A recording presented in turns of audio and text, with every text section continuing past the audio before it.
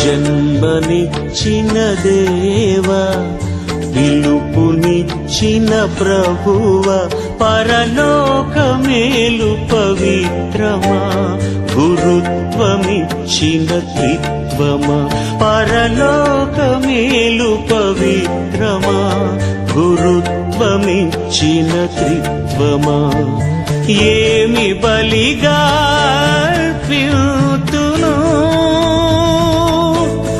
నీ రుణమే విధముగా తీర్చుకోదును.